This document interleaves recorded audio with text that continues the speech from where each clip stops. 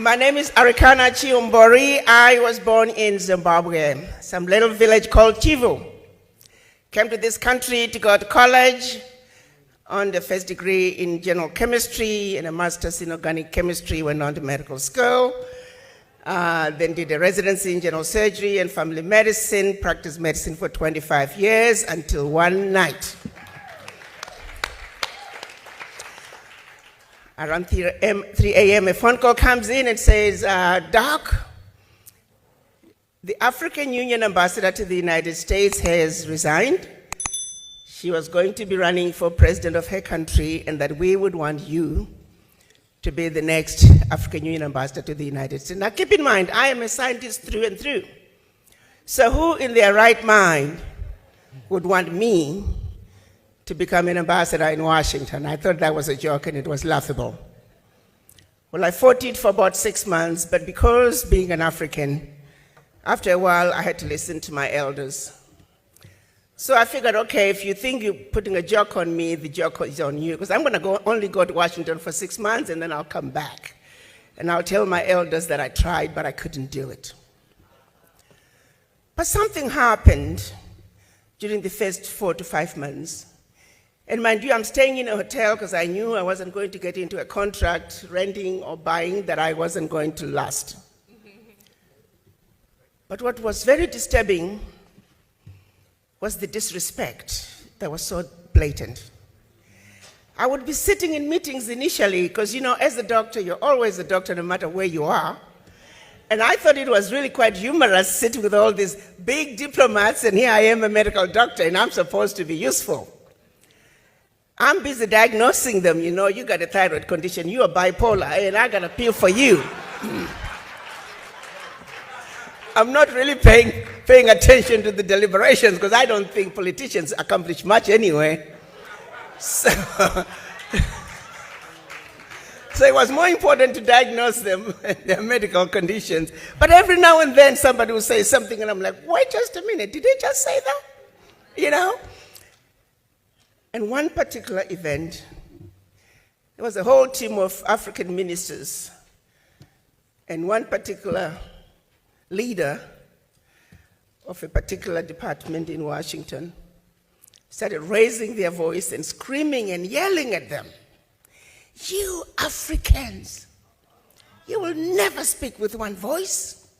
This document over here is going to be a piece of paper 20 years from now. I said, okay. So we got all the ministers here. Somebody say something. It wasn't my show. I was like third. You know how you sit, you got your team leader, and then according to rank, I was number 3. So clearly I wasn't supposed to speak. I waited for those who were supposed to speak. They did not. More and more of those situations became apparent to me. And I remember 5 months into my stay in Washington, I called home and I said, well, you know what, guys, I'm going to hang around a little bit longer. There were a few, you know what, that needed a good kicking.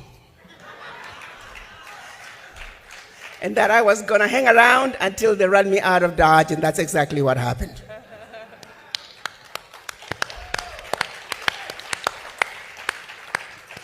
The disrespect is not just for the Africans on the continent. The disrespect is for black people around the world.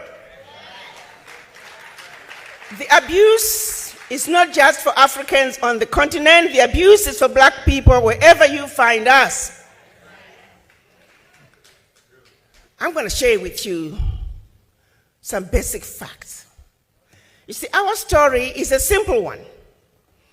Our story is of truth and facts, which are two constants that do not change. And all we need to do is give the world an overdose of our truth and insist on it. As we speak today, I'm going to take you back centuries, long before the children of Africa were taken out of Africa as slaves.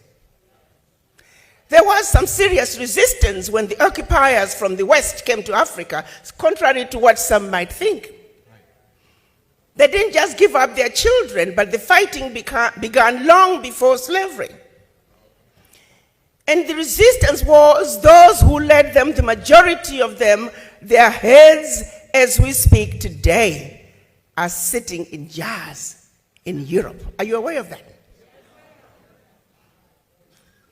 Our leaders, our ancestors who fought the wars of resistance, their heads, their remains are sitting in jars throughout Europe.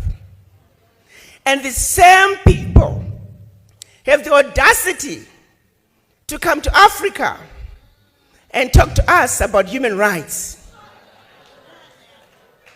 But what's even more disturbing is that we entertain them and we don't remind them of these skeletons in their closet.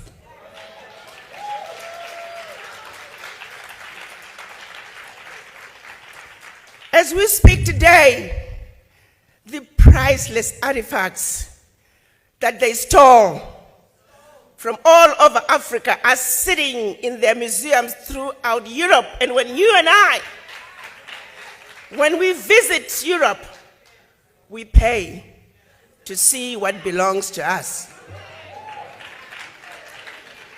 Evidence of theft, evidence of murder on display in plain sight. As we speak today, black people are listed as 3/5 of a human being in the US Constitution. As we speak today, the redlining continues. As we speak today, African countries are being made to pay ridiculous interest rates on loans that they should not be paying for. As we speak today, reparations are due.